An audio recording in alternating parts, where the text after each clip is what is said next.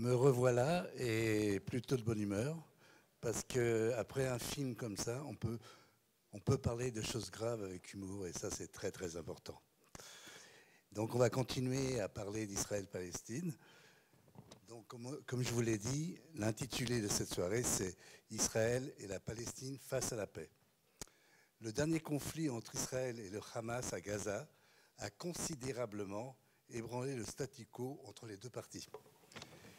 Et puis, devant l'échec des négociations bilatérales directes résultant d'une méfiance rédhibitoire entre les deux parties, il y a un adage qui vient de cette région que vous connaissez qui s'appelle « On ne peut pas donner à boire un âne qui n'a pas ». Un nombre croissant de voix affirment que la paix devrait être imposée, peut-être par l'ONU. N'oublions pas qu'en 1947, c'est l'ONU qui a imposé le partage des territoires. Dans ce contexte, l'option des deux États, qui suscite de plus en plus de scepticisme, a-t-elle fait son temps? D'autres solutions pourraient-elles se profiler? Par exemple, Avraham Burg a une autre idée qu'il nous exposera certainement au cours du débat. Il sera très intéressant d'entendre l'avis de Leïla Shahid.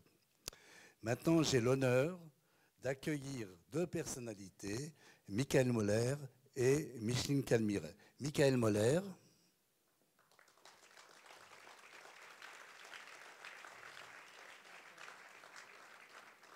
Michael Moller est directeur général par intérim à l'Office des Nations Unies à Genève. Il va nous dire quelques mots et nous délivrer un message de Ban Ki-moon, secrétaire général de l'ONU. Michael Moller, à vous la parole.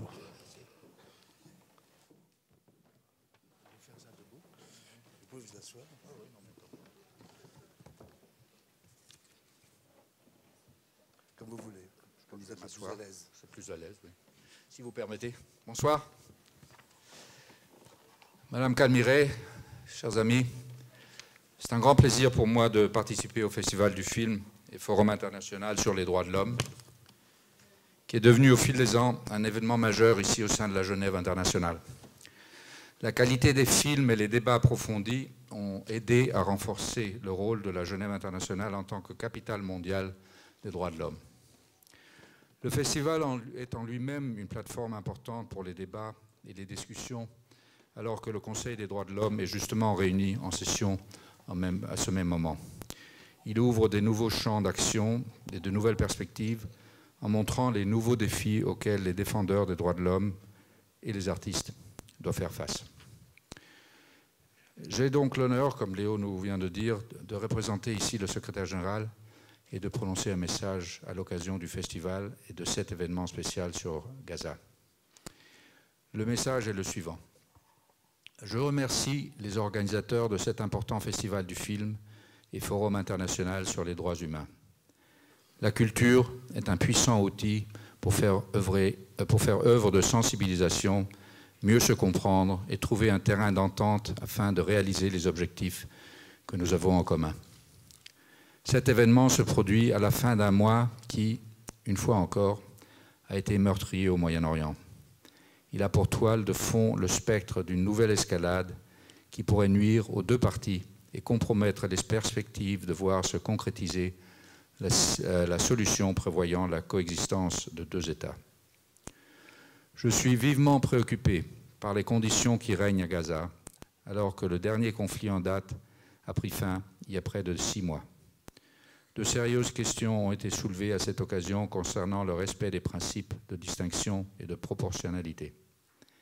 Les auteurs de violations du droit international humanitaire et du droit international des droits de l'homme, qu'ils soient palestiniens ou israéliens, doivent être amenés à répondre de leurs actes devant la justice.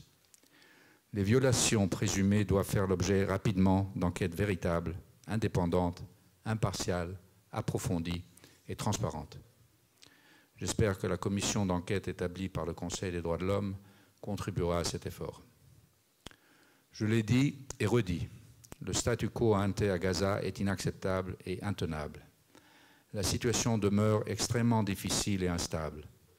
Le cessez-le-feu entre Israël et les groupes armés palestiniens est fragile et la réconciliation entre Palestiniens ne constitue qu'un espoir lointain. Les donateurs n'ayant pas honoré leurs engagements, cela entrave la reconstruction et l'aide humanitaire alors que le blocus se poursuit. L'économie et le processus politique restent paralysés et les conditions de vie ne cessent de se dégrader. Empêcher la population d'avoir accès aux vivres et aux services de base, c'est s'en prendre aux plus vulnérables, les personnes âgées, les handicapés, les femmes et les enfants. Et cela dessert les intérêts des deux parties. Le dernier conflit en date a cristallisé la méfiance régnant entre Israéliens et Palestiniens. Je demande à nouveau aux deux parties de s'abstenir de toute mesure unilatérale qui risquerait d'exacerber la situation. Je condamne les tirs de roquettes depuis Gaza sur Israël qui n'engendrent rien d'autre que des souffrances. Cela dit, nous ne devons pas perdre de vue les causes profondes des hostilités et tensions récentes. Une occupation qui dure depuis près d'un demi-siècle, le déni constant des droits des Palestiniens et l'absence de progrès tangibles dans les pourparlers de paix. Le cycle répétitif de construction et de destruction a assez duré. Il faut aller au-delà. L'Organisation des Nations Unies est toujours attachée à contribuer à l'instauration d'une paix juste et durable par l'établissement d'un État de Palestine souverain et indépendant qui coexistera dans la paix et la sécurité avec Israël. Ainsi se termine le message du secrétaire général. Et permettez-moi de conclure en vous souhaitant un festival enrichissant et qui servira très certainement à renforcer notre engagement collectif pour la défense des droits de l'homme partout. Je vous remercie beaucoup et je vous souhaite une bonne soirée.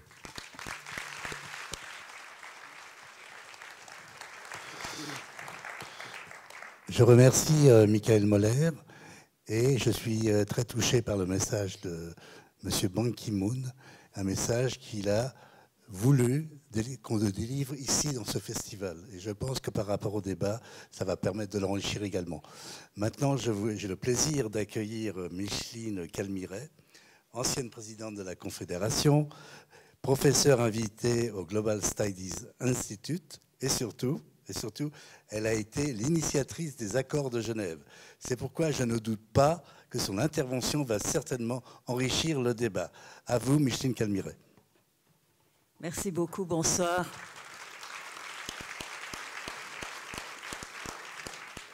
C'est pour moi, mesdames et messieurs, un grand plaisir que d'être ici ce soir et d'avoir l'opportunité de vous parler. Mais ce plaisir ne peut pas masquer la grande déception que nous inflige l'absence totale de progrès sur le terrain du conflit israélo-palestinien.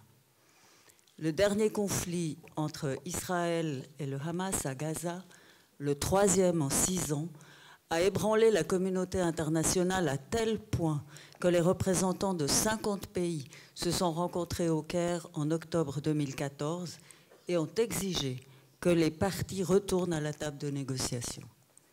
Mais les négociations directes ont échoué et les colonies continuent à grignoter Jérusalem-Est et la Cisjordanie.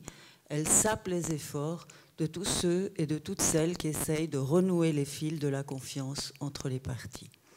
Et des millions de Palestiniens vivent toujours en territoire occupé, ou bien dans des camps, ou dans des camps, loin de chez eux, la plupart du temps démunis, privés de leurs droits fondamentaux. Et personne n'a réussi à leur rendre le rêve d'un retour à leurs terres et à leurs oliviers. Au sein du monde arabe, ceux qui refusent la paix comptent sur des forces nouvelles qui pourraient émerger ça et là. Ils croient que l'équilibre des forces pourrait changer, leur devenir favorable. L'autorité palestinienne, elle, recourt à la communauté internationale. Elle a lancé campagne pour la reconnaissance de l'État palestinien. Mahmoud Abbas revendique l'adhésion de la Palestine aux Nations Unies et à diverses autres organisations internationales. Et récemment, la Palestine est devenue membre de la Cour pénale internationale et Israël se sent menacé toujours dans sa sécurité. Mais les efforts internationaux ne sont pas parvenus jusqu'ici à nous faire sortir de l'impasse et le destin semble appartenir au fatalisme. Et en ce qui me concerne, je refuse le fatalisme. Notre devoir de citoyens et de citoyennes, we shouldn't necessarily interfere, but we need to be committed. the Israel-Palestinian conflict is a matter for everybody.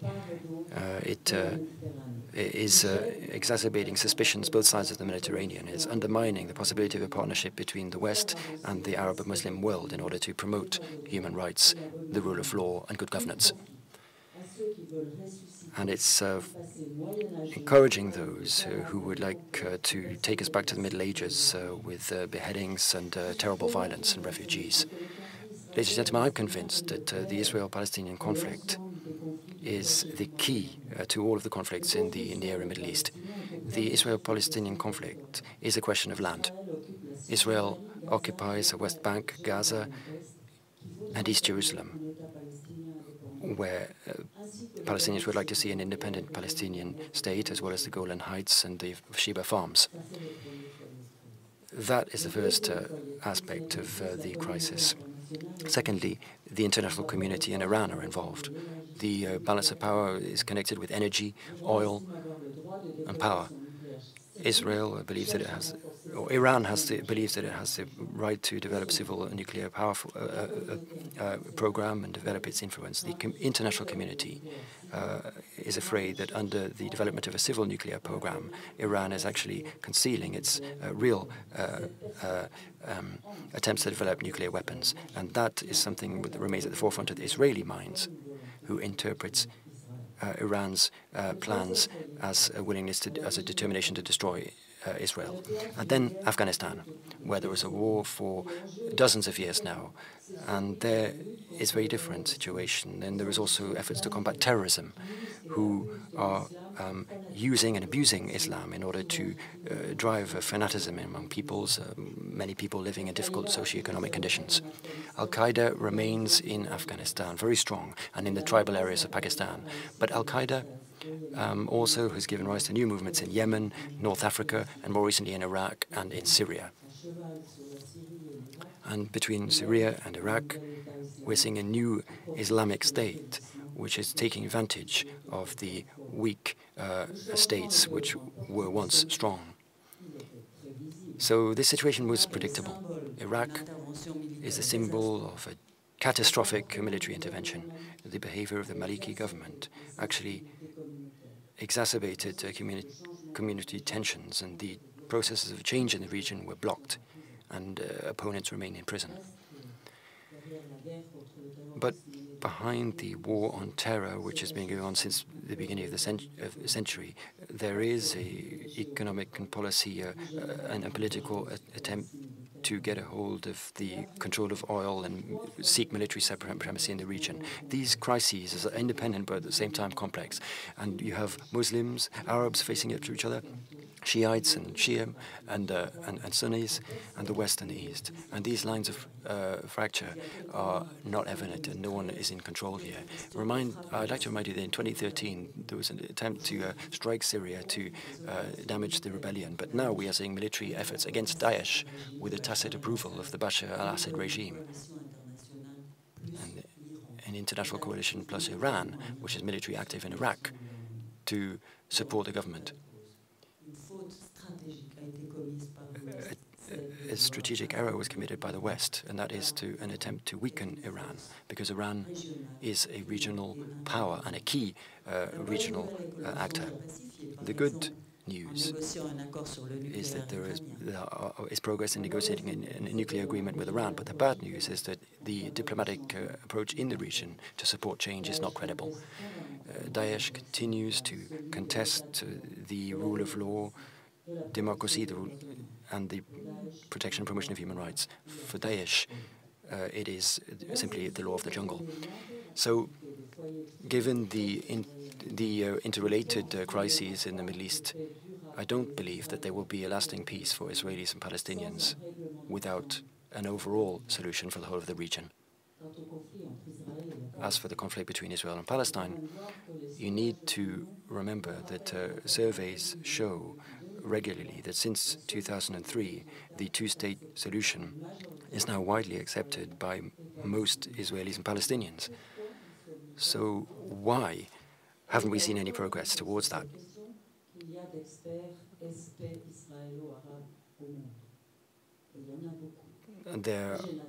are many experts who have a view on that, and I have a view myself. I believe that political commitment to actually meet promises can only come from within, from the people themselves. Because you need to be honest about this, both in Israel and in Palestine. A peace agreement will be difficult and will need difficult decisions to be taken. So everyone's different positions, the emergence of a common set of values will only be able to give rise to such an agreement.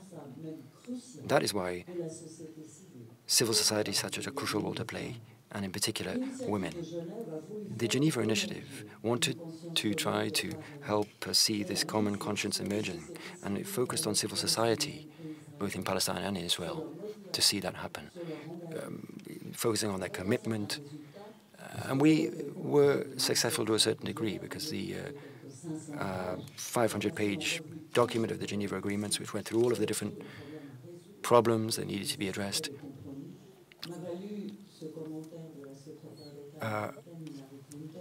I heard from Hillary Clinton when she received that document from me. You've done our homework for us. But the problem is that homework has Le chemin est difficile. Il est parsemé d'obstacles, mais il est inévitable et je pense sans alternative. Je suis convaincue qu'il faut remettre l'ouvrage. Be successful because there is no alternative. What we need to is get back to work. We need to help to support these Israelis and Palestinians who want to come and talk to each other so that they can discuss these issues together. I would like to see a discussion platform for getting Israeli and Palestinian civil society involved. And why not within the framework of the University of Geneva, which is a neutral and impartial and open structure. States are no longer the only influential actors in the international environment. They must work together with civil society. For instance, in relation to sustainable development, you can see the extent to which civil society has been involved. For instance, on the anti-personnel mine ban, without civil society, we wouldn't have achieved what we've achieved today. And civil society can have a key influence. And I hope that Israeli and Palestinian men and women take their destiny in hand for their own good and for everyone's good. A little bit like what we've just seen in that film. We won't see peace between Israelis and Palestinians unless West Bank, East Jerusalem and Gaza are reunited. We've seen people counting on the so-called international community to try and impose peace on the Middle East over the past few decades, but that's been unsuccessful so far. As we've seen the failure of direct negotiations, I think there need to be other approaches. For instance, a process in the United Nations focusing on those three crises I mentioned, focusing on the regions affected near the Middle East. But I think on the Israeli-Palestinian conflict, we can also try to encourage debate in Israeli and Palestinian civil society and develop some innovative strategies. I think we all can say no to cynicism. I think we all have a tremendous power, and that is the power to imagine the future that we would like to see. So imagine what we don't want to see. Just a few little Palestinian islands in the West Bank, Bantustans more or less linked up together, and isolated Israel without safe and recognized borders and facing hostile neighbors. No Palestinians and no Israelis would like to see their children grow up in such a state. Is that the future that we are offering to young Israelis and Palestinians growing up today? I don't think anyone wants to see that happen. We need to dare to use this fundamental freedom, which is to think and imagine. And it's a fundamental freedom, but it's also a duty for anyone who, like us, lives in a free society. We need to use the power of our imaginations and turn that into action. And I think we, as politicians, intellectuals, members of civil society, simple citizens, all have that responsibility to act and try to bring about what we believe is fair and necessary. Thank you.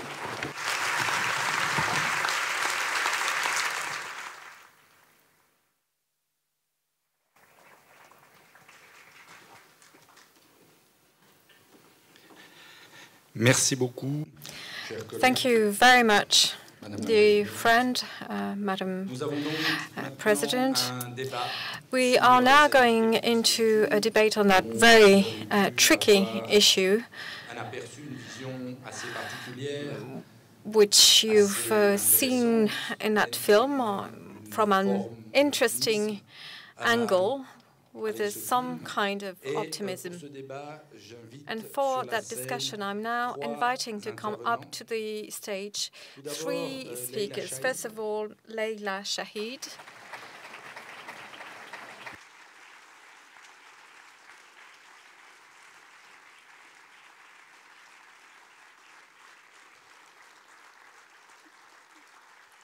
Leïla Shahid, qui est la représentante de Leïla Shahid, who is the representative of the Palestine state with the European institutions. I'm now inviting Avraham Burg.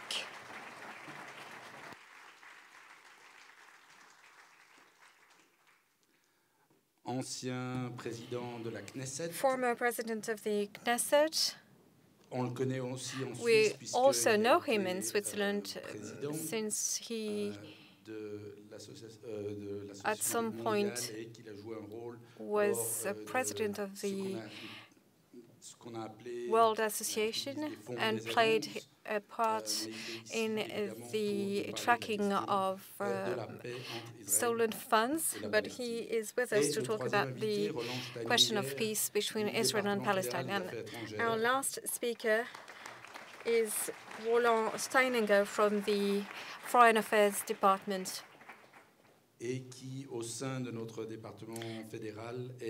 In that federal department, he is in charge of the peace process in the Middle East. You've heard it just now from Micheline Calmire.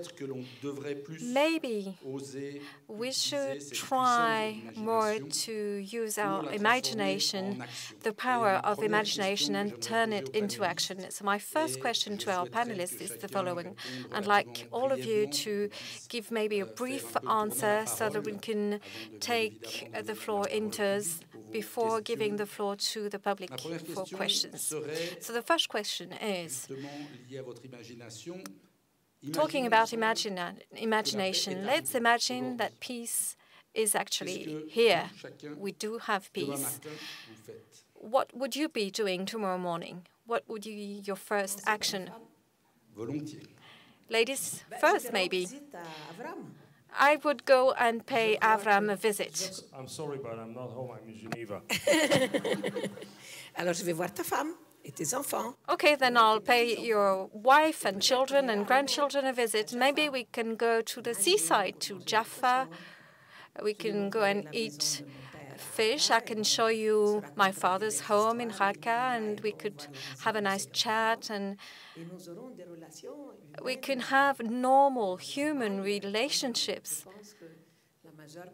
just like most Palestinian citizens are longing for, and they've been deprived of it for such a long time. But let's not forget that before the creation of the Jewish state, that kind of relationship existed, because that way of the world was filled with people from different religions. There was, for example, a huge Armenian, Kurd community. They all lived under the Ottoman Empire in peace. And at that time, there were more cordial relationships. They were complementary communities, and much more at that time than since the appearance of nationalism. Nationalism has brought up walls, built up walls, and I agree entirely with you, Madam, that we should not leave politics to states only nowadays, because states are much more equipped to make war than to build peace. I think that civil society has got a great responsibility, and that probably explains why there are so many of you coming to attend this discussion and these debates about the Israeli and Palestinian conflict, because you all feel concerned. But the tragic thing is that there's never been a conflict like this one for which we know perfectly well what the solution is. We do not need yet another resolution from the Security Council or from the European Union. We need a will, a determination, will to act and implement. There have been more than 400 UN resolutions on the Israeli-Palestinian conflict. General Assembly resolution, Security Council resolutions, but no one is actually interested in implementing them. And basically, those communities are faced with war. And we need to talk about reality. Let's not forget reality, which we face every day. Madame Calmiret teaches at the Global Studies, which is a partner for our discussion tonight. Basically, the global community is incapable of putting the conflict in a wider context of Persian, Turkish, Arabic environment. We can't analyze this situation separately. We have entered into an era of very complex and very difficult issues, and we need to think more globally because everything is interrelated. There are links between what is happening and what happened in Iraq, for example, during the war carried out by President Bush, and there are links with what is happening today in Syria, and there are links with what is happening in Palestine and in Israel or in Iran.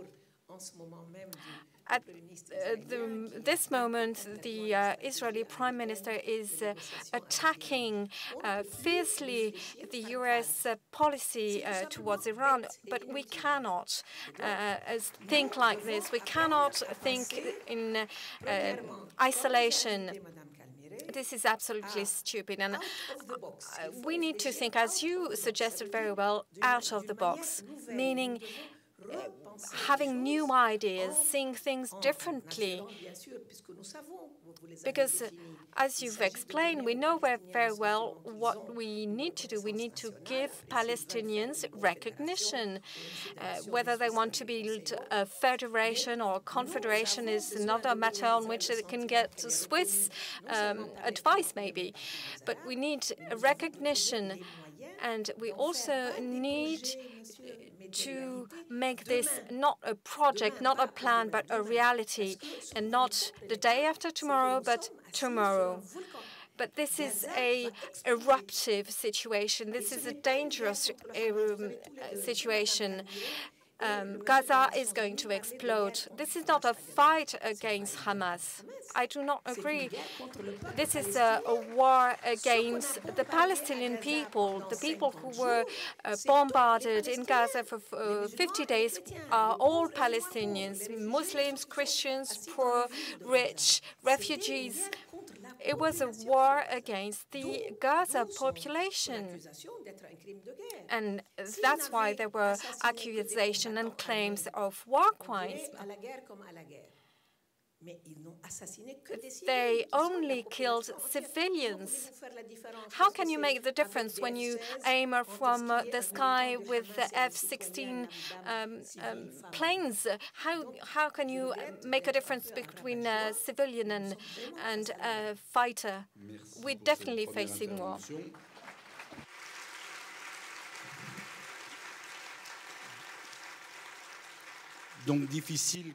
Thank you for this intervention. So basically, it's kind of hard to think about what next. When peace is there. Those of you who know our circus that we run around the world in a kind of a roadshow know how much I love and admire Leïla. And unfortunately, I have a lot of sympathy for her because she was asked, what are you dreaming about tomorrow? And she dreams about Netanyahu. Pouf cocotte. Okay? I mean, I have different dreams about tomorrow, okay? I have different dreams about tomorrow. And I'll try to share some of them with you. But just one word about the nature of a discussion like this. I mean, I'm a veteran, many of us are veterans of so many panels and discussions like this. And I always find it very, very intriguing in which at the first part of the evening or the first part of the session, all the Palestinians are going against the Israeli government, and then the Israelis are coming and going against the Israeli government. So this makes it a very balanced panel, and then you ask yourself, how does it work actually? And I do not really feel that I can defend, or I do not even want to walk into defend something which is undefendable. I do not think that any violent round is defendable, and especially those who could have been prevented by a better policy planted or implemented or exercised earlier. And I take it that we shall come to that in a second, what might be alternatives to the current state of affairs. But still, I think that your invitation to dream a little bit is something good, because as Leïla very, very eloquently indicated, the last 40-some years, maybe the last 70-some years in the Middle East were years of nanotactics. It was never about a dream of nobody, not an Israeli dream, neither a Palestinian dream. Clinton is coming, Clinton is going. Kerry is coming, Kerry is going. Netanyahu talks, Netanyahu talks, Netanyahu talks. Oh, no, I'm sorry. He talks, okay? But it's always the next week something as if it's the panacea, deus ex machina, which is going to solve it all. And solve what and how? And about the what and how, I think it's very, very important, at least at the chapter of dreams. And I'll tell you, I think that if tomorrow comes and there will be peace, I won't have much time because I have an uninvited guest coming. So I have to stay home to prepare everything for Leïla coming. And but once with, yeah, this is what you said. You pushed your way in and you said you're coming, so what can I do? Okay, but nonetheless, together, okay? I think that personally, in a moment like this, I think I will go to 3 places. Or I'll go 2 places physically and 1 place conceptually and politically. The first place in which I will go, not alone, but with my kids and my grandchildren, I will go to the graveyards of my parents and tell them, listen, you failed. We succeeded. We succeeded to break the pathological, impossible, vicious circle in which every parent says in the region to his children, I hope when you will grow up there will be peace. You failed and you gave us a reality of war and conflict. We succeeded. We give our children peace. The second place I will go to a certain cemetery in Hebron, in El Khalil. My mother was born in Hebron. And in 1929, at the molding, shaping riots over there, in which dozens of Jews were massacred by local mobsters, my mother, my grandfather, and my aunts were saved by a local righteous among the nations, Abu Shakir, who risked his life and saved my mother and saved my grandfather and actually saved myself indirectly. And I will go to her cemetery. She's the one who told him what to do, to his or her cemetery, and say, thank you very much. It was worthy. And then with the rest of the day, which will be something like 4 o'clock in the afternoon, I will turn my attention to the next conflict within the Israeli society, and this is the effort to separate between church and state.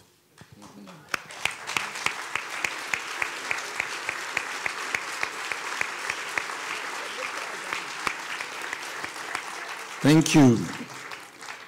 Et vous, Monsieur Steininger, alors évidemment, j'imagine votre office serait disparu, mais j'imagine il y a des plans pour la suite. Bon, je perdrai peut-être une partie de mon job, mais étant donné que je m'occupe de toute la région, il est possible que j'ai encore d'autres choses à faire. Mais non, plus sérieusement, je crois que si, oui, on se rapprochait d'un accord de paix, je crois qu'Avraham Burg vient de le dire, moi je prendrai par la main certains amis israéliens, je les amènerai à Gaza pour leur présenter toutes sortes je pense, de gens remarquables. Malheureusement, qui n'ont pas make them meet wonderful people, because quite unfortunately people do not meet, do not trade, and the young generations in Gaza and Israel basically are not able to have contact with other people on the other side of the Green Line. There's a great ignorance of the other side. So I would also bring a Palestinian friend to take a sea bath in Tel Aviv. I would take a Jewish friend to Gaza.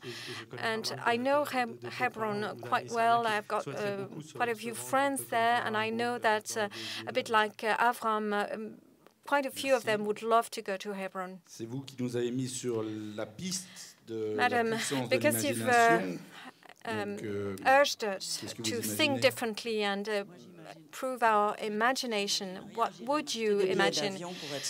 I imagine nothing. I would buy myself flight tickets and go there and celebrate peace. Because hope is great, and I'm just hoping that I live long enough to see that. Merci. Alors, effectivement, Thank you. C'est malheureusement pour l'instant encore yes, well, une illusion. Unfortunately, this is just a dream for the moment. And as you explained, Leïla, we need to stop planning and start acting. But how can we do that? What do we need to start with? Is it justice?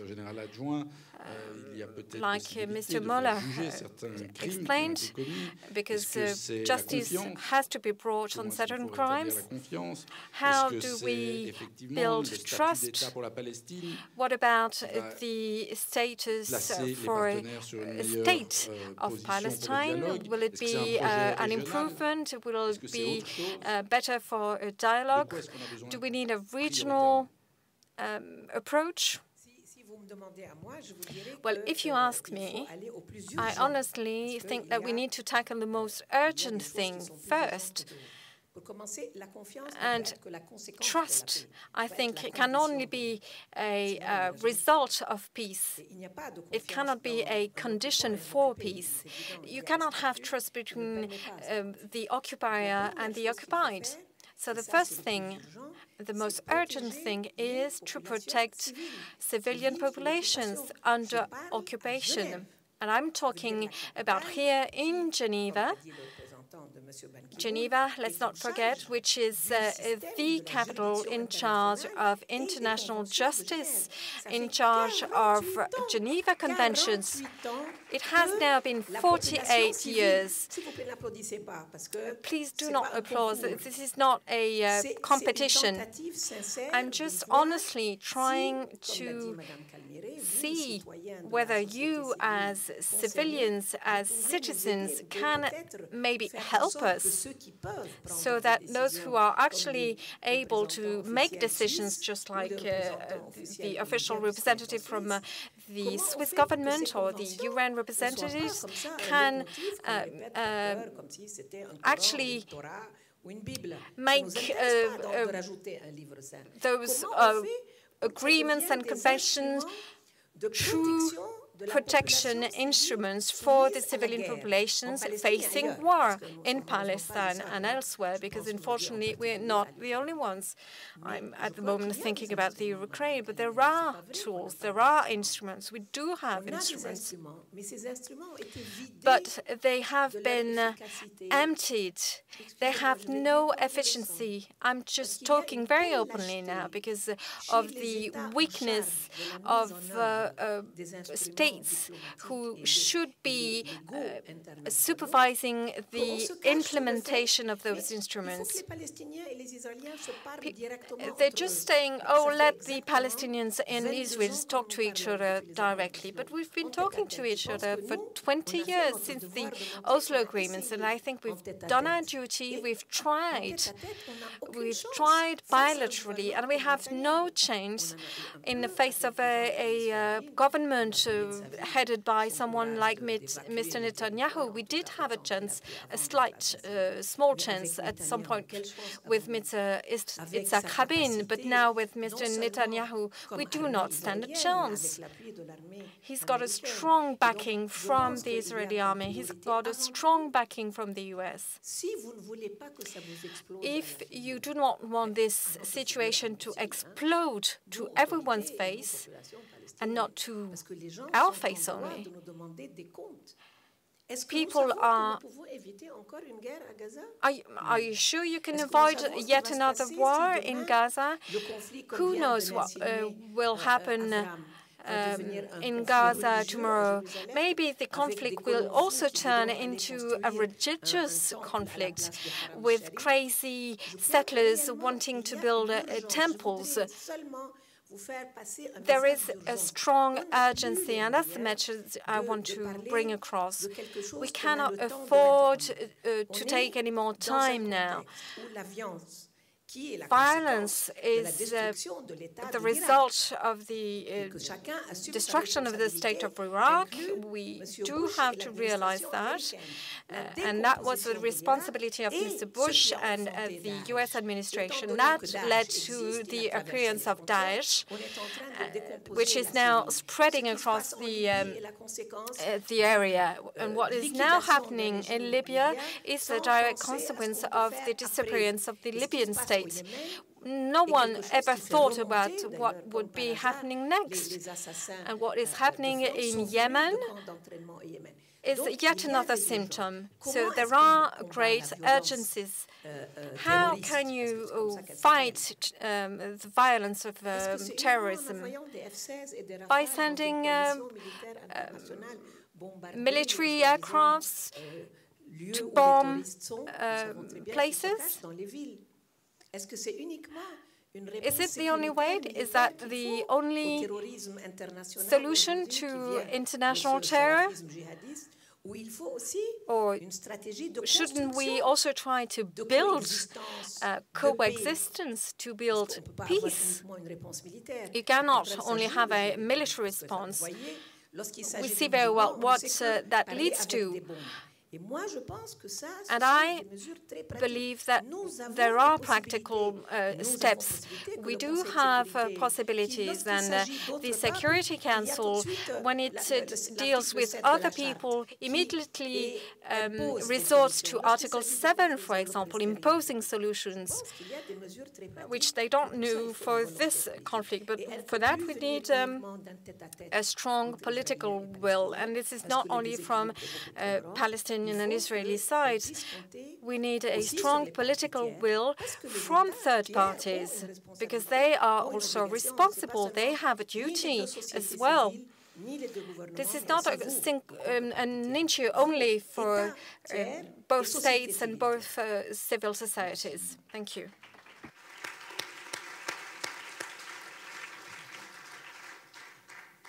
Well, we'll keep the same round. So, please, Avraham, what is the most urgent issue? The most urgent issue is to understand, and mainly to understand why the heck didn't it work so far. There were so many efforts and so many rounds and so much money invested and so many seminars and colloquiums and festivals and meetings of Leïla and myself, and nothing works. So it looks as if something basic with the ingredients we are using is not giving the desirable product. So the first thing is to understand before we move on. Now I love to share with you some food for thought, what might be wrong, might have been wrong with the previous rounds that we have to fix or to correct or to overcome or to walk away from in order to make it workable next time. Let's begin with something simple. There is no parity between the sides. It is impossible, it makes no intellectual logic to put the occupier and the occupied on the same level and to expect both sides to behave similarly and accordingly and equally. We are not on the same level. One side between the Jordan and the Mediterranean, which I was born into it, luckily so, has absolute, total, complete monopoly over territory, freedoms, power, politics, and geography. The other side, which Leïla was born into, has an absolute monopoly over nothing. Well, we have to do some efforts in order to improve a little bit this equation. We're not on the same level. The second thing is, we must understand, remember what she told you, okay? I'll keep the applauses for Leïla. She knows how to deal with you. I do not. The second is, I listened to half of the Netanyahu's speech today on the Hill. And I said to myself, one thing comes very clear out of this. The Americans, never mind whether they are Republicans or Democrats, whether they are Coffee Party or Tea Party, they cannot be honest brokers.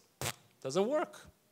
I mean, a system from the municipal level to the parliamentarian level to the presidential level, which takes an absolute biblical vow for one side, cannot be an even-handed broker trying to mediate between both sides. So the American should not be. Should be around the table, should know what's going on, should be informed, whatever. They cannot be the honest broker. And part of the failures are because of the biased American position. However, the Europeans did not yet grow up into the leadership position. In order for Europe to use its model, or some models, European models, which are workable to a potential confederation between Israel and Jordan, Israel and Palestine, and maybe Jordan, maybe Turkey, maybe Lebanon, I don't know whom else. Europe must psychologically overcome its guilt feelings over Holocaust and colonialism, an inferior complex vis-à-vis America. Without Europe walking away from its past differently, it will never grow into it.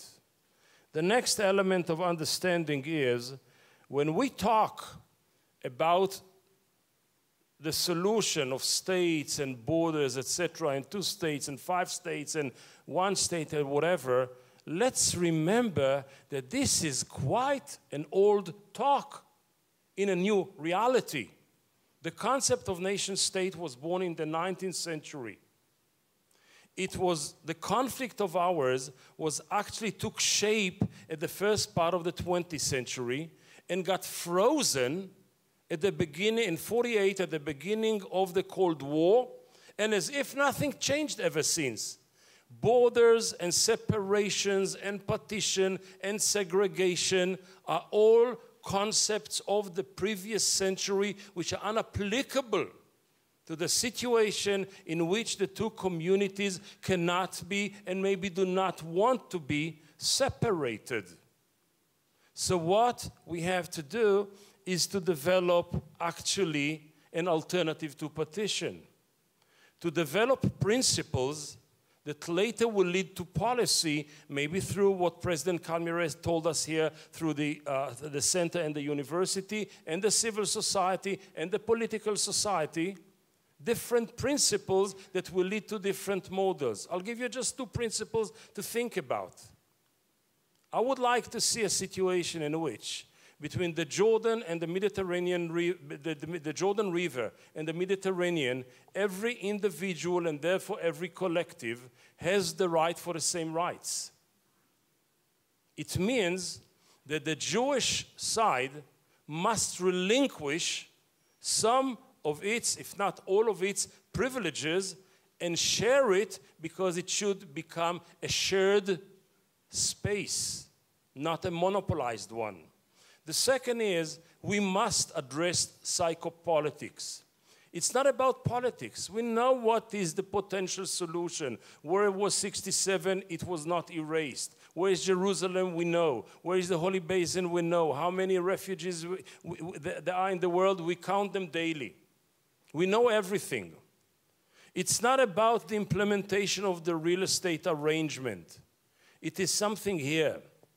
It is something about the recognition of the other. When a Leïla, not this Leïla and not this Avraham, a Leïla is coming to an Avraham and says, listen, Avram, when you established your state in 48, you actually gave birth to the Palestinian catastrophe, to our tragedy, to our trauma. And I laughed at her and I said, listen, girl, you have a trauma? Mine is bigger. I had the Holocaust. And all of a sudden, what you see in the Middle East for 70 years, instead of recognition and acceptance and containing the fears and the concerns and the scares and the pains of the other, I compete with him. Mine is bigger, yours bigger, mine is bigger, yours bigger. And eventually, there is no recognition of the first stumbling block that does not allow us to take off politically. The last operation in Gaza, you can imagine that I was in the street. You can imagine that I was not, I was against it. So somebody came to me and said, Mr. Burg, can I have a minute with you? I said, yes, no problem. He said, listen, why are you against Gaza? I said, because of this and this and this and this and this and that. So he said, but listen. It's not that bad as you describe it. I said, why do you say so? He said, listen, did we operate gas chambers in Gaza? I said, of course not. So he said, so it's kosher. When you compare everything to the absolute evil, so everything becomes kosher. So what we have to do actually is to say trauma cannot be and should not be neither the national strategy of the Jews nor the national strategy of the Palestinians. We must walk away from it. We must recognize the problem and the challenge and the responsibility for the creation of the refugees problem, and to introduce another formula. And this is, we have to correct the wrongs of the past, but it's not right to correct wrongs by creating new wrongs. So how do we try to fix and to work as much as possible by the formula of the Geneva 500 pages? And by the way, the problem with this homework is not the homework. The school does not exist anymore. Okay? Homework is perfect. The pupils are fantastic. The school disappeared somehow, demolished. And the question is, can we solve the problem of refugees? The answer is yes. And if you ask me, it's not borders first, it's not territory first, it's not state first, it's not even a political process first. It is refugees first, or whatever is solvable among it. I'll give you an example. Within the boundaries of the legal, legitimate state of Israel, i.e. 48 lines, there are 165,000 Israeli citizens who are refugees within the country of Israel. It's the responsibility of every state to have a dialogue and a conversation with a segment of its population that suffered because of its past history, and to find ways to overcome it. Is there a reason why after governmental decision, Supreme Court verdicts that Ekrit and Biram, two villages in the north, will not go back to their places? The answer is no. Just here. And if Israel will be able to solve its own responsibility for its own citizens, the message around the region will be a vast one. You know, I for years, and that will be maybe the last sentence here, I for years was troubled by the black hole of the Israeli democracy called the Israeli Palestinians. Yes, the Israelis, we love to say all over the world that we are the only democracy in the Middle East. Now, you know me, I'm a compromiser, I'm not an extremist, so I will say Israel is the only half democracy in the Middle East, okay? It's a good deal. But when I look at this democracy or half democracy, I was ashamed, I was embarrassed, I was confused. But what happens, forget about the occupation, what happens within the boundaries of Israel with the Israeli Arabs, with the Israeli Palestinians? But for years I said to myself, if and when right away we will solve the issue with the greater Palestinian cause, immediately the inner problem would be resolved. Now I don't think so anymore.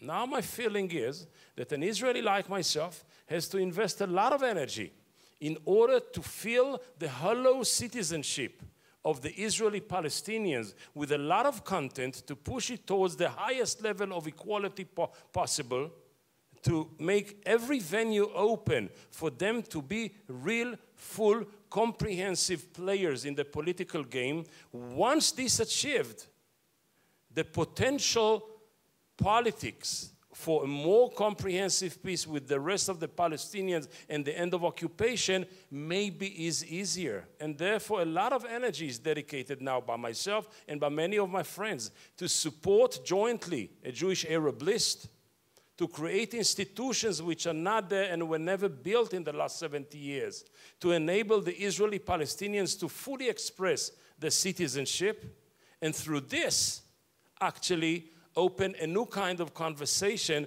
between the Israeli Jews and the Palestinian issue.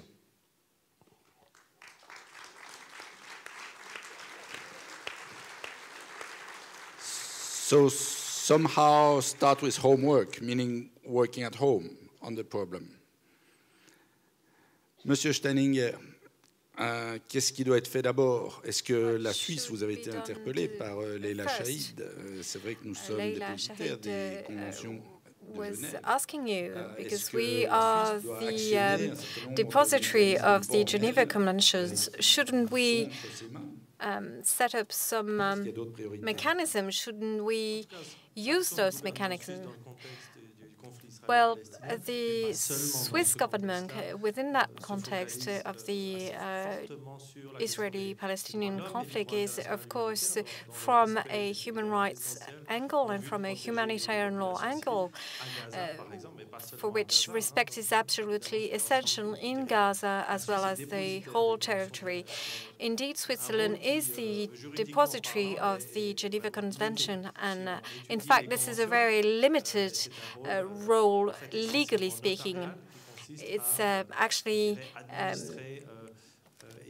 there to administer the text and to let contracting parties know the evolution of the text, but when Switzerland got a universal mandate twice through UN General Assembly resolutions, it actually carried out consultations with all contracting parties in the objective of having a critical mass to try and delve into human rights and international law violations within the conflict.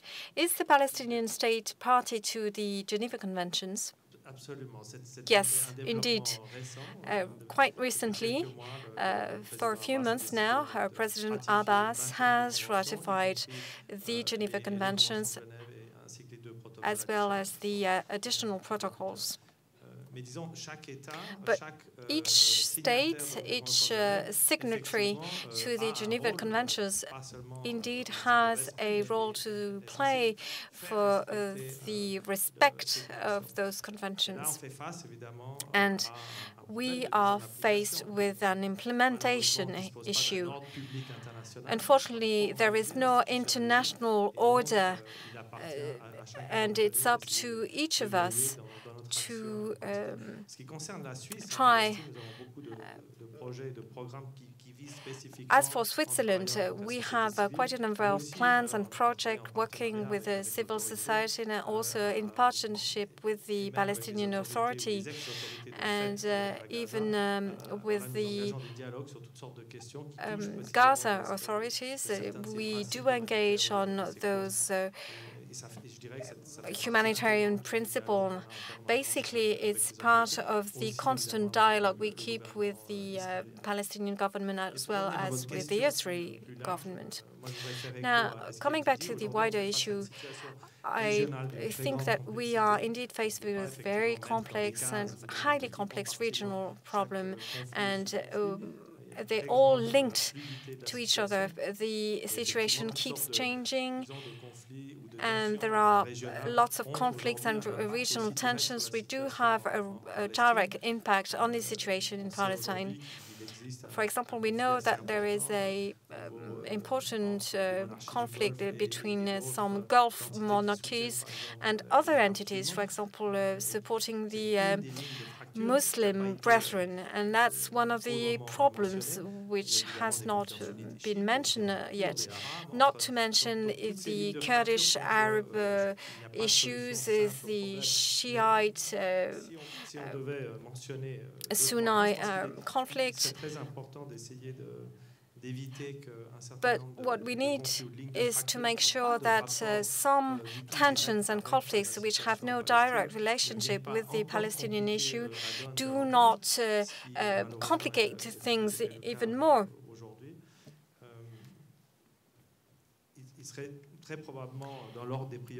And one of the priorities will probably be to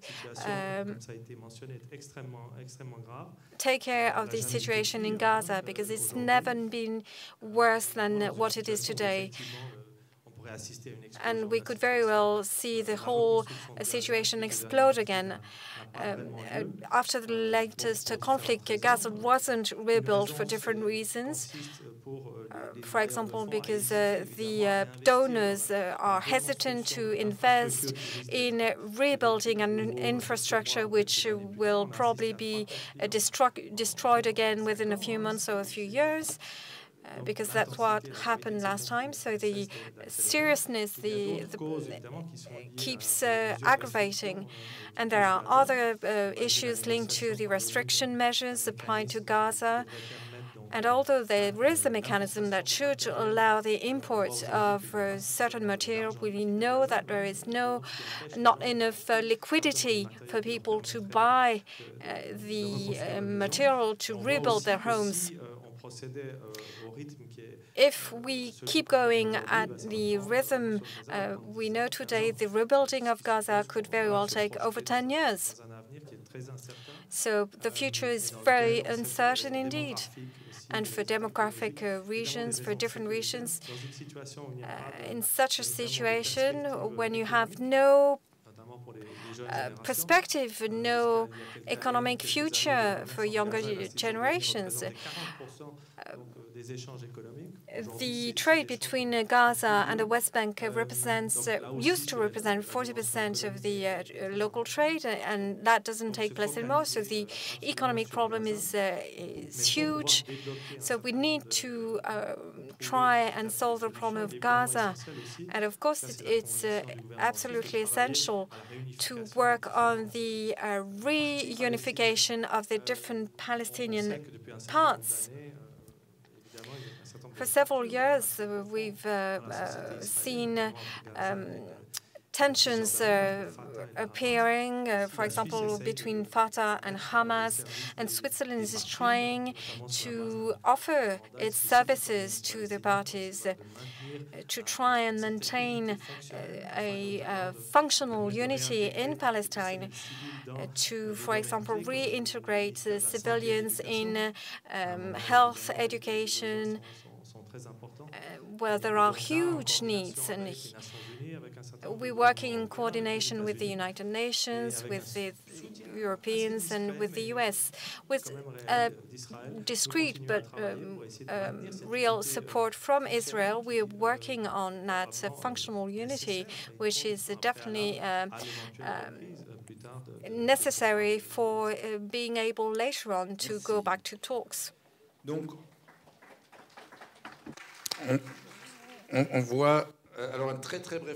Yes, very briefly, because I'd like us to be able to give the floor to the public. Yes, don't worry, I won't interfere for too long. But it's interesting to see how our discussion has now turned to something slightly different, because we're now commenting on a situation which is at the root of the problem, which is the military occupation. You've just explained all the efforts deployed by the Swiss diplomatic circles, but as long as the military occupation is still there, there will be no solution for the life of the Palestinian, no solution for the violence, for the frustration, for the anger that is building up. So beside protecting the civilians, the other priority is to put an end to the occupation. Have we ever seen in any other kind of conflict occupation ending because you just politely asking the occupant to leave? Have we in any other conflict waited peacefully for the occupant to leave? And I think that's definitely the biggest failure. We need to find a way to put an end to the occupation, and that's the first condition for me.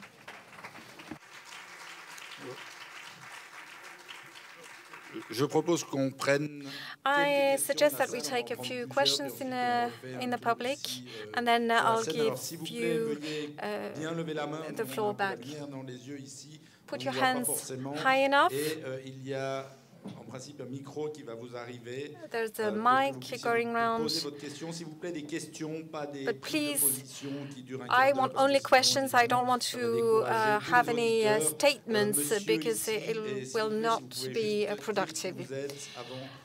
Sir, can you please introduce yourself first? Thank you very much. My name is Roland Buber. I have a question as to the strategy, Israeli strategy.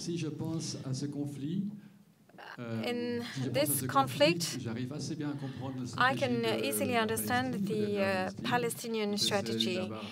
They're trying to get a state, they're trying to have their freedom, the ability to make their own decisions. But for the Israeli side, I don't really understand. From the beginning, from 1948, they had a strategy of expansion. They wanted to extend the territory here and there, settling, having new settlement, new colonies. But thinking further ahead, for me, it means that at some point they will have the whole Palestinian territory, and then what? It will not bring peace because the neighbors around Israel won't be happy either. So what? Thank you for this very clear question. I'll take maybe two other questions. Sir? Attendez une seconde, on vous amène un micro.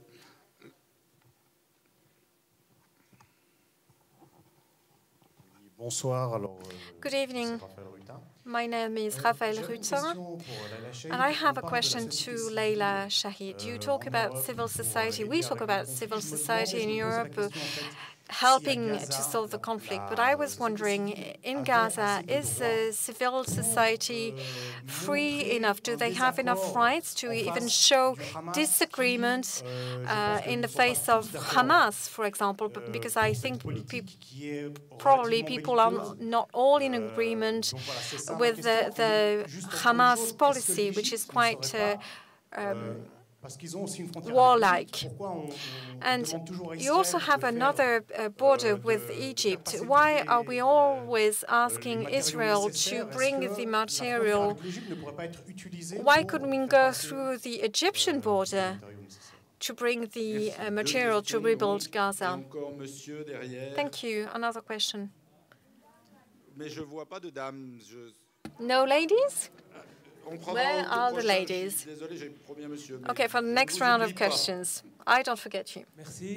Thank you. My name is Tobias Shebli. I have a question for the two Swiss representatives. The Federal Council is suggesting to spend more than half of its military budget to buy Israeli drones from a company that actually with its products takes part in human rights and international rights violations in occupied Palestine. So my question is the following, Madame Calmiret.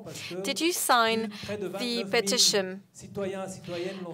Because more than 29,000 people actually have signed this petition, and we've handed it out to the government. But if you haven't signed yet, I think it would be a good thing. I'm going to burn myself tomorrow, so I can bring your own signature. And Mr. Steininger, don't you think that, of course, Switzerland cannot do a lot? It's only a depository for the Geneva Conventions. But I think that Switzerland could at least be more coherent and stop collaborating with Israeli military companies that take part in human rights violations and humanitarian law violations, at least.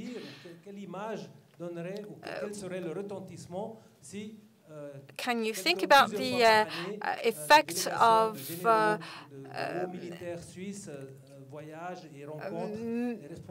having Swiss militaries going to meet Israeli delegations in Gaza? I mean, the simple fact of having this military collaboration and the purchase of the drones, isn't it a bad thing for a defender of international humanitarian law? Thank you for those questions. I've seen two other hands up from ladies in the public, but I will now give the floor to Avraham. Can you answer the question about the strategy from Israel? I'll begin, with your permission, with leftover of Leïla, and then I move to the strategy. There are many ways to put an end to the occupation. Some of them are in the hands of the foreign powers, some of them in the hands of Israeli political players, some of them are in the hands of Palestinians. And I'll give you an example. The occupation is a very comfort zone for too many. For Israelis, it's a perfect situation. A European taxpayer money is financing the Palestinian subcontractor called the Palestinian Authority to run the occupation for us. It's perfect. It can continue forever. And as long as the Palestinian establishment and leadership will not come to the Israeli Prime Minister and to the international community and say, listen, the discourse is not anymore about interest, physical interests, it's about values, it's about rights. An individual in Nablus in the last 45 years voted technically less time than individual in Damascus. We want to vote. Tell me where. You want me to vote for Ramallah? I'm ready to do it. You want me to vote for Jerusalem? I'm ready to do it. Otherwise, here are the keys of the Palestinian Authority. The occupation is yours. Deal with it. And for the Europeans to stop financing it. This is how you put an end to it tomorrow morning, not in the long process. No, as we say in Hebrew and Arabic, no batir. Item number one. So there is things that the occupied can do, which are very powerful in the eyes or in the psyche of the occupier. Because, and then this brings me to the question, there is no one Israeli strategy. There are few no strategies. Let's begin with the bigger one. Israel, once established, or once Jews moving back to the region, could have had two kinds of approaches. One is the crusade one. Let's erect the highest wall possible between us and the region, and whomever gets closer got shot. The second one is, let's integrate in the region. We never, neither on the governmental level, nor on the public one, ever debated, ever spoke about the possibility of integration. The prices and the rewards of what does that mean to integrate in the region. We are in a very determined crusades philosophy. A wall and a separation between us and the region. So that's one strategy. The second strategy is, let's ignore the Palestinian presence. It started by the very early days of Zionism, in which Zionist activist Israel Zangwill said, here is a people with no land comes to a land with no people. Later on, during the 70s, Golda Meir said, oh, there is no such a thing as a Palestinian people. Later on, Ehud Barak said, there is no partner. Later on, Ariel Sharon withdrew from Gaza and left it to nobody because there is no other side.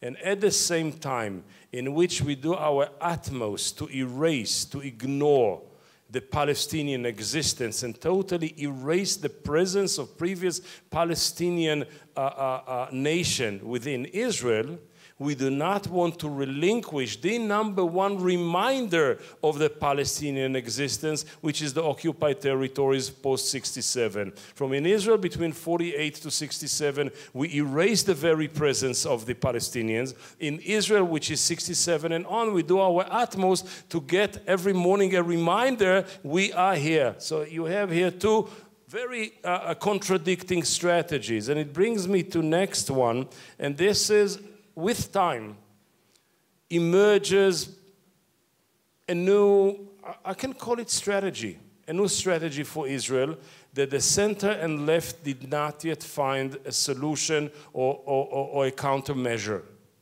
Israel, between the first chapter of Israel, between 48 to 73, was centered around the idea of statehood. This energy was exhausted. And Israel of 77 up until today, from Menachem Begin to Benjamin Netanyahu, is centered around the idea of land. Netanyahu's energy is exhausted. The fact that he will be maybe next prime minister for one more time doesn't say a lot. He's not there anymore. He expired. And he's like a Mickey Mouse who walks on air, doesn't yet realize there is no land under his feet. He is finished, politically speaking. It will take a while, but he's not there. The resentment from his presence and his family's presence in our life is huge. But the end of Netanyahu and the Bibism is the beginning of the new central piece, from statehood to landhood to the temple. The temple is the new organizing idea of the secular nationalists, nationals, and the religious one as well. The left did not yet succeed to develop a full, comprehensive approach of civic society and total, absolute equality of the one, of the individual, regardless whether you are a Jew or a non-Jew, a Palestinian or a non-Palestinian. And the left in Israel disappear and does not exist because it's an illusion. It's an illusion because here when I say I'm a lefty, it means I'm for social democratic economy, I'm for equality between men and women, I'm for separation between church and state, I'm for a fair distribution of public property and public wealth, etc., etc., etc. In Israel, when you say left, it means that you have a positive approach toward peace process, not towards peace, just the process. To travel to Geneva, to come back from the Geneva, to travel to America, to come back from America, to process it as long as possible, but not fully commitment to the end product. And all the rest of it, you can be labor, but arch-capitalist. You can be labor, but fully committed to the integration of church and state. You can be labor and fully married to the concept of the greater land of Israel, etc., etc., etc. And therefore, there is a very interesting evolving strategy of the right thinking in Israel and a declining, stagnated thinking of the no left in Israel.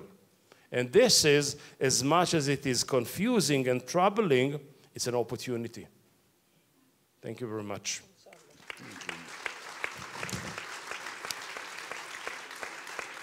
Merci. Des questions posées aux Suisses.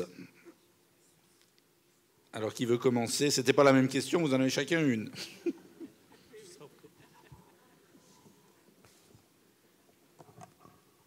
Alors, je vais commencer par dire une chose qui explique ensuite la position que je prends. Moi, je suis très préoccupée par la situation humanitaire, par le respect des droits humains. Je pense qu'on a construit un beau modèle en Occident, entre guillemets, qui est celui de l'état de droit, du respect des droits humains. Et je pense qu'aujourd'hui, ce And now, I think that model is being challenged very fundamentally by organizations like Daesh, Islamic State, who believe that violence is their message, and violence earns the right to rule. And that is challenging everything that we've put in place. And what I'm seeing now is that we have the Geneva Conventions, we have the Security Council, we know that war is forbidden unless in the right of self-defense, but what are we seeing? We are seeing conflicts. We're seeing human rights violations. We're seeing that the international community hasn't managed to protect Syrians, Ukrainians, and Palestinians. The Geneva Conventions exist, but do you hear anyone talking about the Geneva Conventions in Ukraine? Or, well, I mean, you hear about people talking about it in Palestine, but without any success. But in Syria, it's hardly been mentioned. And this is extremely sad and worrying to see that the international institutions that have been set up are either not working at all or are not working very well. And this is a matter of great concern to me. And I think here in Switzerland, this is a very negative message. If you look at the Swiss foreign policy priorities, and if you look at the priorities of countries like us, who believe that the security of people and the rule of law should be based on international law and the smooth functioning of international organizations. And I believe this is extremely sad and worrying, in particular, because you see in the Israeli-Palestinian conflict that you hardly hear anyone talking about the well-being of populations. You hear about the political strategies. Perhaps in order to resolve this conflict, we need to address the everyday lives of people. And that's why I think civil society needs to be involved, because you and me are concerned citizens, and we see and empathize with the situation of people. Of course, we have these international organizations, but we believe that we all have this duty to speak out. And that's why I think we should have a forum, and why not in the Geneva University, because we have the director of the Global Institute here, where civil society, Israelis and Palestinians, and indeed Ukrainians, could come and express what they feel. Look what happened with the mine ban, and look at what has happened with sustainable development. All of this came from civil society.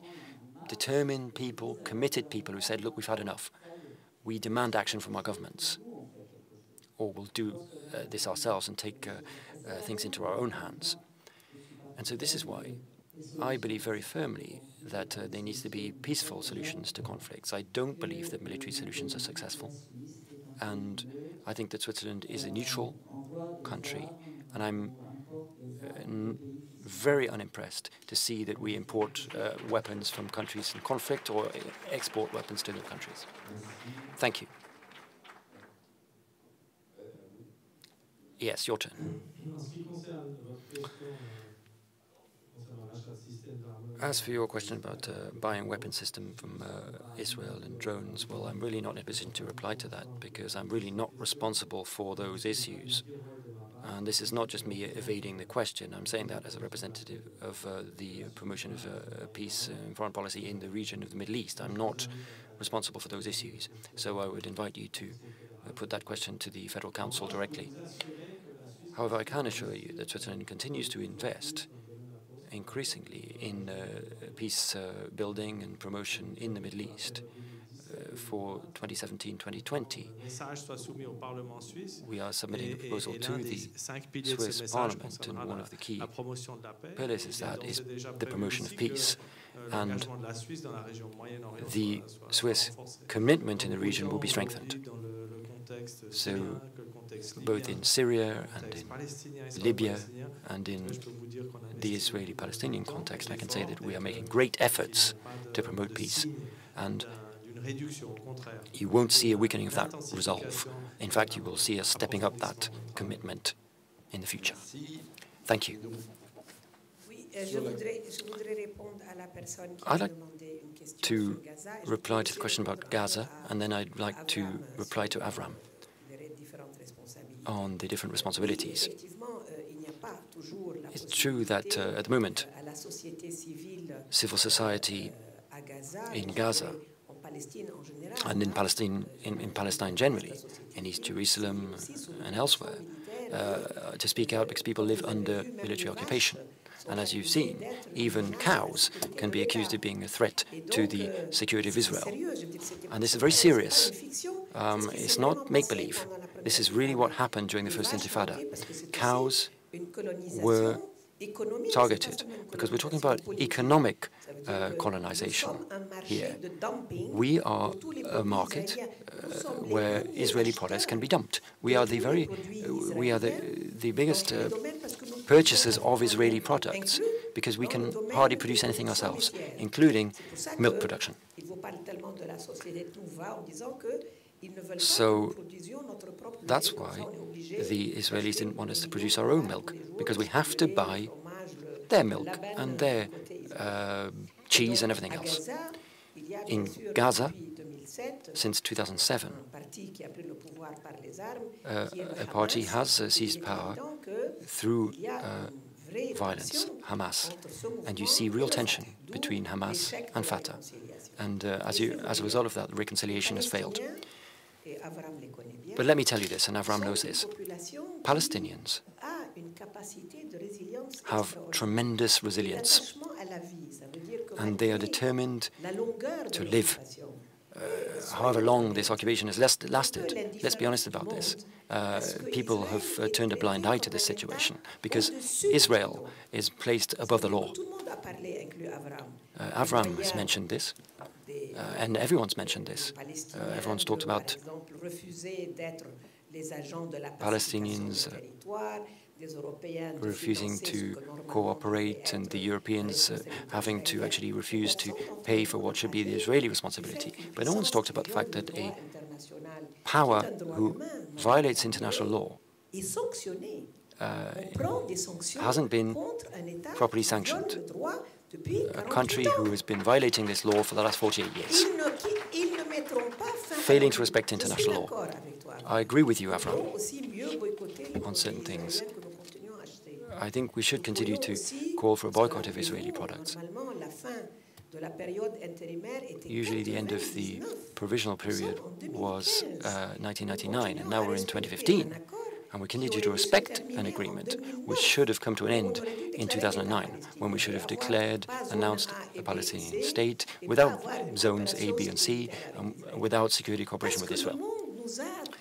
Because the world has pushed us, forced us into this blind faith in the peace process, not in peace itself, but in the process, because it's keeping us busy for years and years and years. So I think the world should refuse to treat Israel as a normal state. It should actually sanction them. Putin annexed Crimea, and look at the sanctions that resulted immediately. East Jerusalem has been annexed for the last 48 years, and no sanctions have been taken.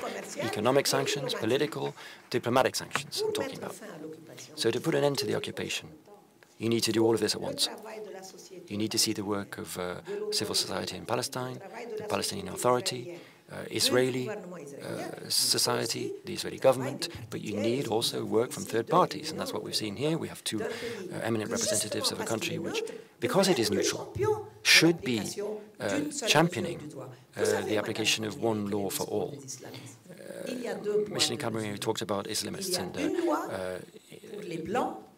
there is one rule for one and one rule for another. They talk about one rule for Muslims. But for as long as you haven't proved to these people that law is universal, they will continue to believe that it's legitimate for them to take the law into their own hands.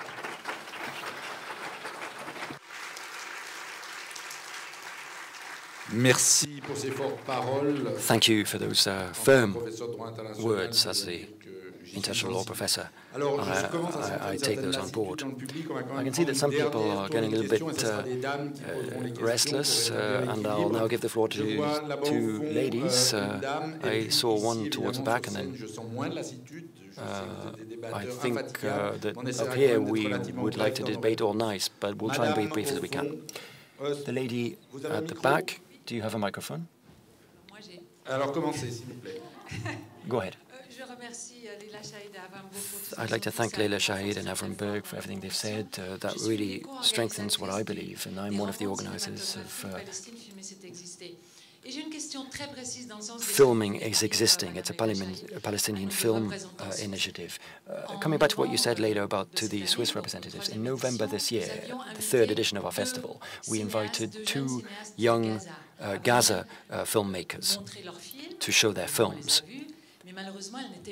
And we saw the films, but they couldn't come to talk to people about those films because they were prevented from coming. In spite of all of the efforts that we made in Ramallah through the organization that supports them, and the permanent mission there, and the cultural attaché in Tel Aviv, in spite of all of those efforts, Israel didn't allow them to leave Gaza, as if artists were terrorists. And this is just another example to go along with that example of the cows. So why does the Swiss embassy in Tel Aviv doesn't come out and say, look, that's enough? Why do you refuse the right to these artists to leave their country? And, you know, people are reluctant to finance the reconstruction of Gaza. But, you know, that's unacceptable because it's so quick to destroy. It's all very well saying that you are in favor of humanitarian law, but you need to show that with actions. Everyone asks me when I go to Palestine, what is your government doing? And that's why I'm challenging you to do something. Thank you. And the lady at the back? Yes, go ahead. I'd like to thank Ms. Calmire because she, a few years ago,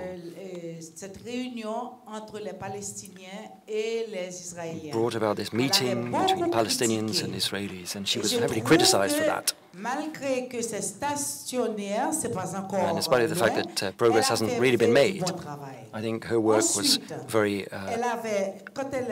good. When she went to Iran to meet Iranians, once again she was criticized for that initiative, but I would just like to say that she is determined to pursue peace throughout the world, wherever she goes. And I would say that in Israel, there are people fighting for the rights of Jews. There are even music schools set up by Jews where Palestinians are also invited to take part. And I heard this week that a lot of Israelis are fed up with Mr. Netanyahu because he has damaged their country beyond repair. And I hate to think that he might be re-elected again.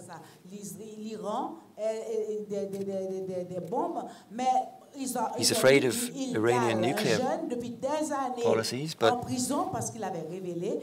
he's kept people in prison for years because they revealed that Israel had their nuclear bomb. So, you know,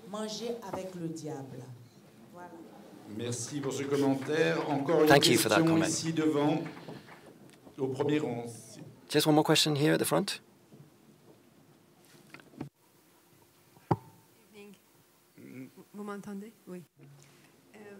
Hello. Thank you, Mr. Moderator, but may I also dream, as you asked us to dream at the beginning, and tell you that my dream would be that in Palestine, having suffered for over 80 years now, bloodshed and everything. I think we deserve something new, something out of the box, like Mrs. Leïla Shahid said, something humanitarian, like Mrs. Kalmireh said. Something is a dream of mine, that we abolish all religions. We adopt the Universal Declaration of Human Rights. We tell each and every person, your relationship with God is private, but each and every citizen has equal rights, women too, because I shudder to think of a future constitution in Palestine drawn up by Hamas. So let's have the Universal Declaration of Human Rights. Let's have a joint army between the Palestinians and the Israelis. Let's have one Palestine, as Mr. Avraham said.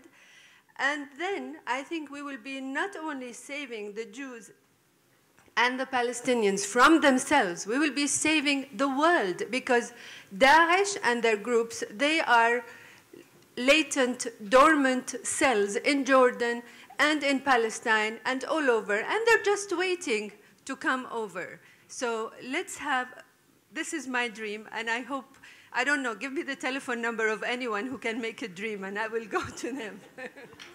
Thank you very much. Merci beaucoup. Est-ce qu'on a encore une ou l'autre question? Encore une question, Madame.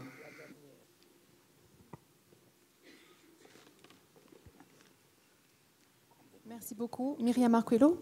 J'ai juste un petit commentaire et une toute petite question. Un petit commentaire, c'est vrai qu'on entend beaucoup dans les médias, et Mme Kalmireh l'a rappelé, il semble effectivement que nos valeurs fondamentales de démocratie, de paix dans le monde sont menacées par des groupes, notamment Daesh, donc l'État islamique. Mais je pense qu'il est important aussi de rappeler que ces groupes-là et ces groupes terroristes sont menés aussi du terrorisme d'État. Also backed up by state terrorism, and many of them left American prisons in Iraq and were then freed from Syrian jails on purpose by the Syrian regime. And often we hear that these Islamist groups come from Pakistan and Yemen, but in fact, many American drones are attacking the civilian populations in those countries, which once again allows this terrorism to flourish. So we're not going to resolve this Israeli-Palestinian problem or these terrorist problems without international justice. And of course, resolving the Israeli-Palestinian issue will enable us also to address the problem of these terrorist groups in some respect. So how can Switzerland play a role in that regard to try to ensure that the Gaza situation is addressed by the International Criminal Court? Thank you for that last question. So very briefly, we'll try and have some replies and comments from each of our participants. So, for example, let's begin on the left here with our representatives from Switzerland. Yes, very briefly, for 4 years I was Swiss representative to the Palestinian Authority, and I was faced very frequently by this type of situation. And unfortunately, in cultural programs, very often artists are not allowed to leave the West Bank or Gaza to attend film festivals or other events. But do trust the fact that Swiss diplomats are working very hard to try to address that issue, so that artists, writers who are invited to events can attend those events. Very often in diplomacy you need to be quite discreet, and that is the situation as far as Switzerland is concerned in many areas,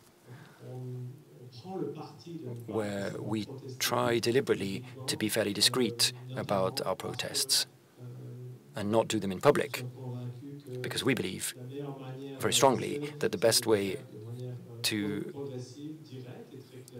progress is to be very direct and clear in our negotiations. Be as candid as possible, as we say in English, but maybe not in public or in the newspapers.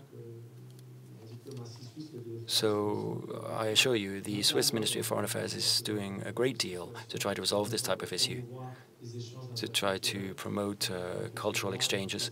Just a few months and years ago, we announced a number of projects in Gaza, and it was very difficult to get artists to get there, to enable them to make documentaries or films, which, of course, Swiss and European people want to see. But we're doing our best. Thank you. Leïla Shahid, just a final reaction? Well, I have to reply to what Mr. Steininger said. I think we need to see reciprocity. There's no reason for you to treat your guests so badly, and if you apply reciprocity with the Israeli authorities, then I think that would be fairly useful as well. But I'm not a Swiss diplomat, so that's up to you.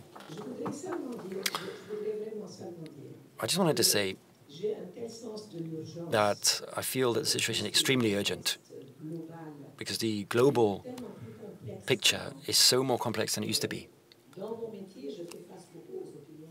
And I see public opinion very much in my profession, and you must be aware that what's happening, this explosion of hatred, murders, terrorism linked to Islam, is a tragedy for the Palestinians. Because after the sacrifices that we've seen in Gaza, we saw what Avraham called a lack of balance, symmetry.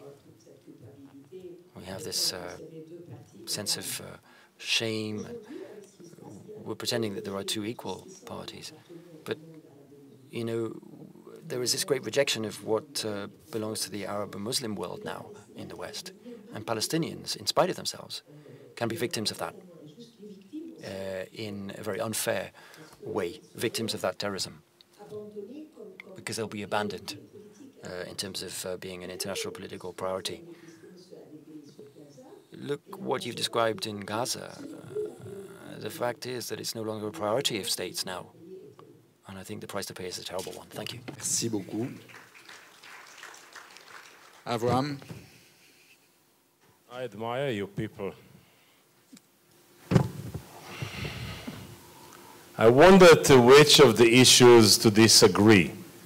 But it's a little bit too late for this. So let me try to do it as follows. I'm not for one state, I'm not for two states, I'm not for 5 states. I don't really care. Whatever the solution agreed upon by the sides, I immediately sign about it. And I do not think that this formula or another formula has more power than the other. No doubt that the days of the two-state solution formula are numbered. It is not there forever. And then the question comes, okay, if there is no two-state solution on the shelf, what then? So as for now, for so many years, we have one-state solution, the state of Israel between the Jordan and the Mediterranean, but it's a bad one-state solution because, as we mentioned, one side has all the privileges and the other side has a little bit less than all the privileges. So can I have a good one-state? So all of a sudden the option is not between no two states or one bad state. The option should be no two states, one bad state, or one good state. That opens a discussion a little bit into something else. And this something else takes us to a little bit of a different place. I think that at least my politics are politics against Samuel Huntington, not against Bibi Netanyahu.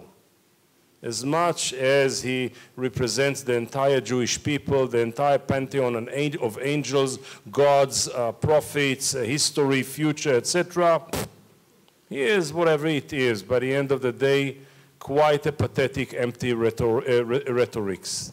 That's it. A very conservative, somebody who does his utmost not to do a thing. That's his mission, and he's quite successful. But I think that my problem as an individual in the Middle East is Samuel Huntington. When the walls came down in Berlin, there were 2 papers put on the international table for discussion. The first was Francis Fukuyama, The End of History. I'm still waiting. The other one was Samuel Huntington said, listen, the next level of international disagreement and conflicts will not be like 19th and 20th century conflict between states over territorial and economic interests. It will be between cultures and civilizations and religions. And the first one knocking on our door is between Demo-Christianity and Islam. Out of this, all of them versus all of us, the Richard Lionheart of the United States of America, George W. Bush, took the American and the West to a crusade. And I was so happy that there is an American president who is well-read and knows what a crusade is all about, and said he's going for a crusade in the Middle East. And this crusade evoked so many things because somebody said, oh, interesting, if you're Richard Lionheart, I'm Saladin. And all of a sudden, an 800 years unresolved, unhealed wound was opened, and what we see today is, in a way, not just the post-Cold War, but the post-Bush and Republicans' attitude to the world, which is, we shoot first and then we shoot again. I think the problem with Huntington is that, at least for me, it is not automatically all of us good and all of them bad, and let's have a confrontation. There is a clash of civilization, but the clash of civilization, the way I read it, is between the citizens of the democratic places, the democratic civilizations, and the citizens of the theocratic civilizations. And the tidal wave of religious fundamentalism and theocracy is going over Judaism, Christianity, and Islam. And therefore, for me, the coalition is between some of us and some of them and some of you people versus some of you and some of us and some of them. It is not an automatically a Jewish collective that I defend my own. Some of my people are my enemies, and some of my enemies are my brothers. And I'll give you an illustration for it. I take it that some of you heard the name Rabbi Meir Kahane, the arch-racist of Israeli political history. Imagine now that you walk down the river, and two people are drowning, and you can save one only. And don't use Jewish sticks on me, which means I come later, I pay you to have half of him, to save half of him, etc. You can save one. Two are drowning, you can save one. One is Rabbi Kahane, and the other one is the Dalai Lama, for whom you jump.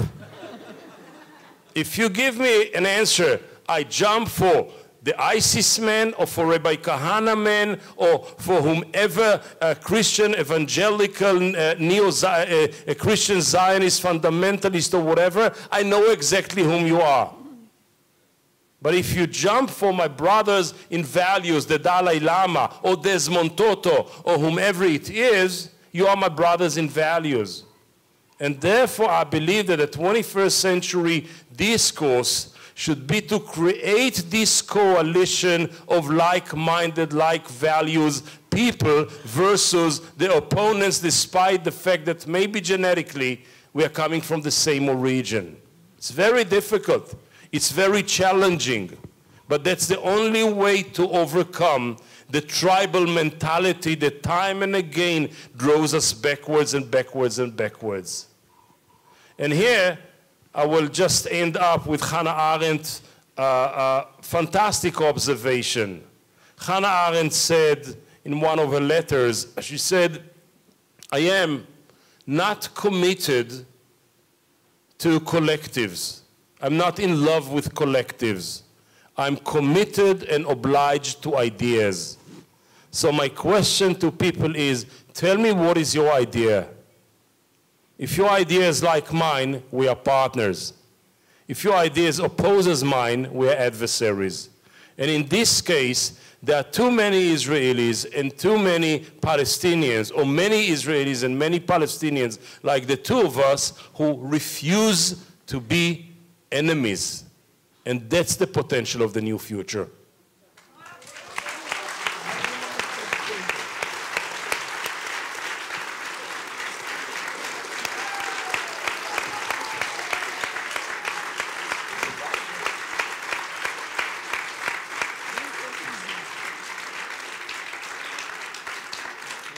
Merci beaucoup. Je crois que ce sont des mots qu'il sera difficile de surpasser et nous allons donc nous arrêter sur ces belles paroles pour ce débat. Je vous remercie beaucoup pour votre attentive participation.